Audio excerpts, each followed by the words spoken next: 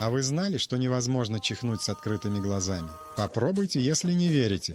Это почти нереально. Это происходит из-за специальной команды в нашем теле – рефлекса. Представьте, что в вашем теле есть командный блок. Когда в нос попадает пылинка, похожая на блок песка, этот командный блок мгновенно активируется. Он запускает супермощный выдох, чтобы выдуть пылинку. Это и есть чихание.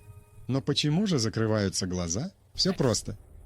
Ваш мозг – это главный игрок на сервере вашего тела. Он очень заботливый и всегда следит за безопасностью. Вместе с командой «Чихай» он отправляет второй срочный сигнал. Этот сигнал летит прямо к глазам.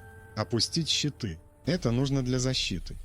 Ведь при чихании воздух вылетает с огромной скоростью. Словно мощный поршень выталкивает кучу блоков микробов. И чтобы эти блоки случайно не попали в глаза, мозг автоматически опускает веки, как непробиваемые щиты. Это как надеть алмазный шлем перед битвой. Кстати, скорость чихания может достигать 160 км в час. Это быстрее, чем едет вагонетка по самым скоростным рельсам. Так что в следующий раз, когда чихнете, знайте, ваш мозг просто вас защищает. Какие еще тайны хранит наше тело?